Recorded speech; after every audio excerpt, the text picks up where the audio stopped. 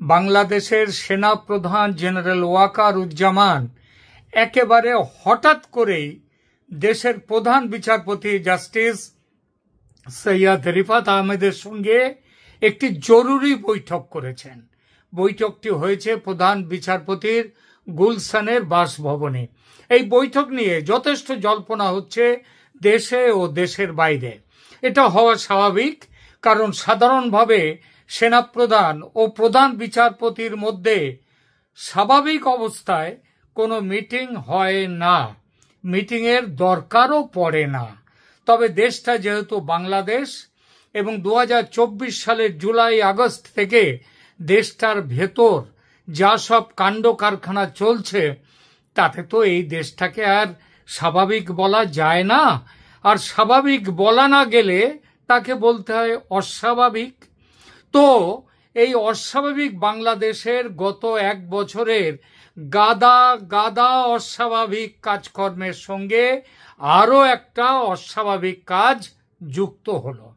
সেই কাজটা হলো সেই অস্বাভাবিক কাজটা হলো সেনাপ্রধান গিয়ে দেখা করলেন প্রধান বিচারপতির সঙ্গে। কেন দেখা করলেন? কি কথা হলো দুজনের মধ্যে? কতক্ষণ ধরে কোনো কথা হলো? কোনো খবরই বাইরে আসেনি। যারা যা বলছেন পুরোটাই অনুমান। সেরকম অনুমান আমিও করবার জন্য এই ভিডিও করছি।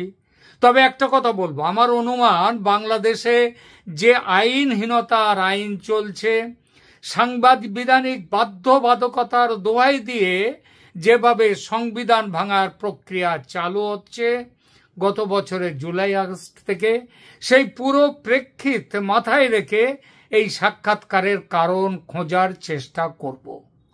কেন এই বৈঠক? প্রথমত, দেশে যখন সামরিক শাসন জারি থাকে বা সামরিক শাসন জারি হওয়ার সম্ভাবনা থাকে, তখন সেনাপ্রধান ও বিচার বিভাগের প্রধানের মধ্যে এরকম বৈঠক হওয়ার একটা সম্ভাবনা থেকে যায়, যাতে বিচার বিভাগকে সঙ্গে রেখে, অনেক সময় জোর করেও সঙ্গে রাখা যায়, তবে ভালো মুখে যদি সঙ্গে থাকে তাহলে সেটা তো বেশি ভালো। এই বিষয়টি মাথায় রেখে খুঁজে দেখা যাক বাংলাদেশে এই বৈঠকটি কেন হয়েছে। আগেই বলেছি, আজ 31শে আগস্ট দুপুরে বাংলাদেশের সেনাপ্রধান জেনারেল ওয়াকারুজ্জামান প্রধান বিচারপতি জাস্টিস সৈয়দ রিফাত আহমেদের গুলশানের বাসভবনে বৈঠক করেছেন। বেলা 11:30টায় বৈঠক শুরু হয়েছে এবং যতদূর জানা যাচ্ছে প্রায় 1 ঘন্টার উপরে বৈঠক চলেছে। একই সময়ে সশস্ত্র বাহিনী বিভাগের আবার যিনি principal staff officer lieutenant general SM Kamrul Hasan, তিনি প্রধান উপদেষ্টা ডক্টর মোহাম্মদ ইউনূসের সাথে বৈঠক করেছেন। কেন তার ওই বৈঠক সেটাও প্রকাশ করা হয়নি।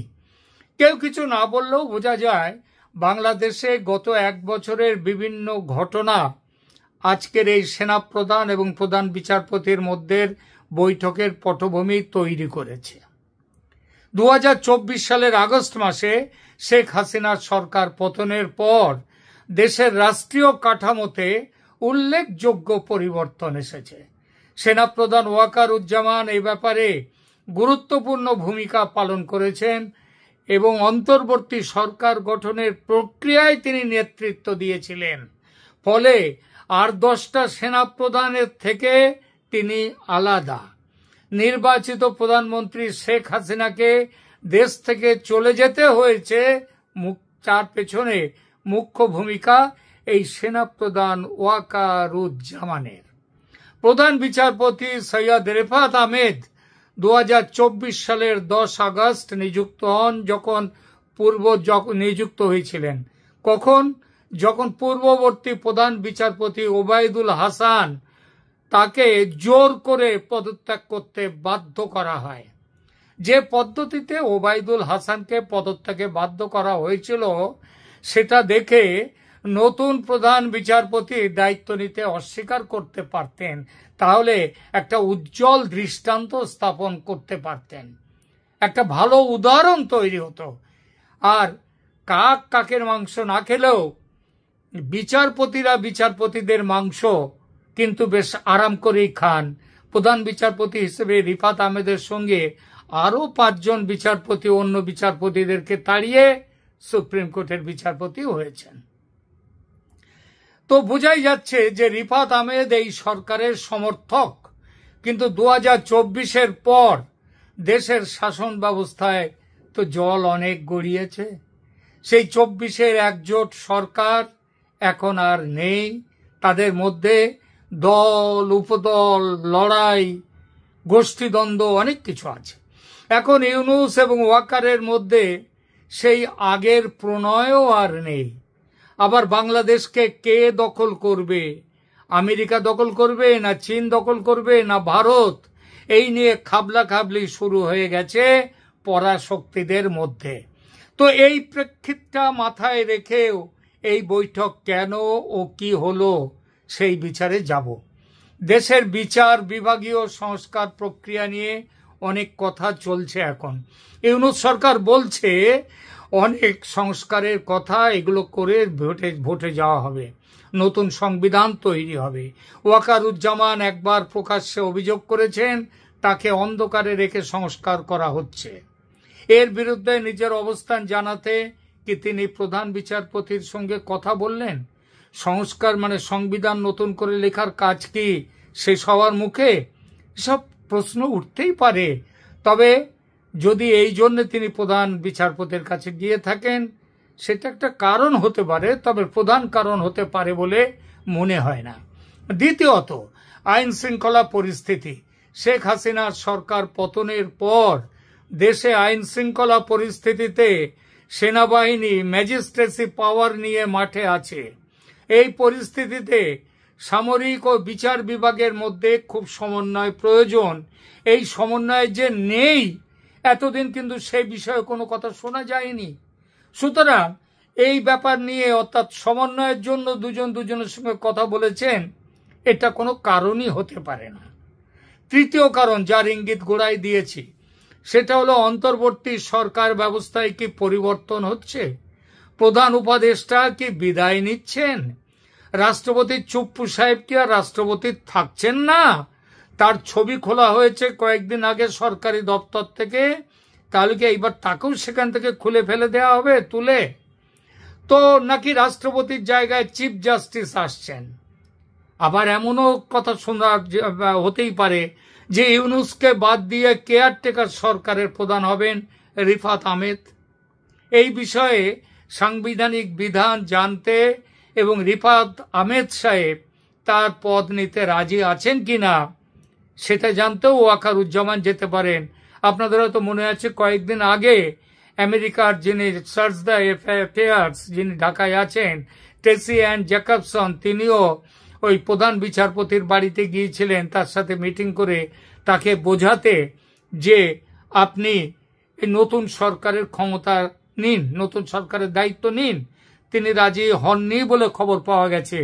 কিন্তু এখন ওয়াকারুজ্জামান আবার তার কাছে যাওয়াতে মনে হচ্ছে যে এই একই ব্যাপার নিয়ে ওয়াকারুজ্জামানও তাকে রিকোয়েস্ট করতে গেছেন।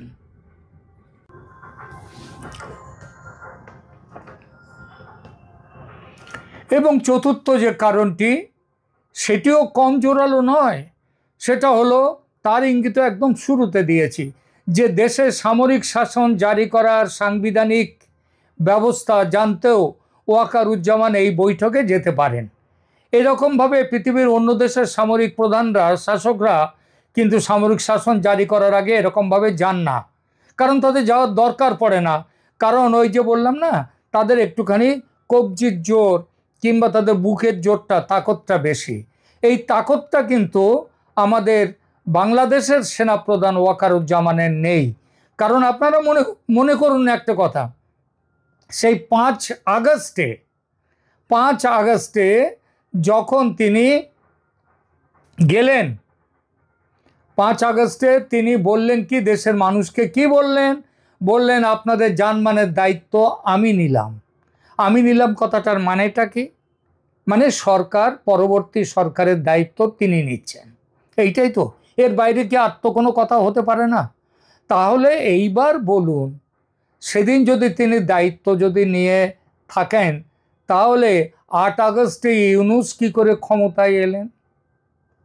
তার কারণ যারা তাকে দিয়ে এই শেখ হাসিনাকে দেশ থেকে তাড়াবার ব্যবস্থাটা করেছিলেন, তাদের সামনে নতুন রাজার নাম ছিল ইউনূস, ওয়াকার নয়।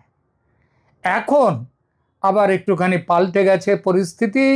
এই পরিস্থিতিতে ওয়াকার সাহেবের একটু মনে আবার জোর এসছে, এমন হতেই পারে। সেই জন্যে তিনি গেছেন যে একটু তাহলেও, যেহেতু কমজোর মানুষ তো, একটু গিয়ে কথা বলতে গেছেন। কোনটা ঠিক সেটা জানতে খুব বেশি দিন অপেক্ষা করতে হবে না আমাদের। যেটাই হোক, সেটা হচ্ছে চীন এবং ভারতের যৌথ নির্দেশ বা উপদেশে এখন যেটা হওয়ার সেটা হবে। যে কথা আমার আগের একাধিক ভিডিওতে একাধিকবার বলেছি আমি, সেই কথাটি আবার বলবো। কথাটা হলো, ভারত শেখ হাসিনা ও তার দল আওয়ামী লীগকে একটু বেশি পছন্দ করে, এটা ঠিক। তেমনি চীন যে আওয়ামী লীগকে অপছন্দ করে তা কিন্তু নয়। সুতরাং আওয়ামী লীগ ও শেখ হাসিনাকে নিয়ে চীন ও ভারতের মধ্যে আসলে কিন্তু কোনো বিরোধ নেই। চীন থেকে ওয়াকার সাহেবকে স্পষ্ট বলা হয়েছে দ্রুত নির্বাচন করতে এবং সেই নির্বাচনে আওয়ামী লীগকে রেখে দিতে। নানান চাপে, তার মধ্যে আমেরিকার চাপও আছে, ইউনূস এটা করে উঠতে পারছেন না। তাই কালক্ষেপ না করে তাকে এখনই সরিয়ে দেওয়ার চেষ্টায় নেমেছে চীন, ভারত এবং অবশ্যই সেনাপ্রধানকে দিয়ে সেই কাজটা করতে।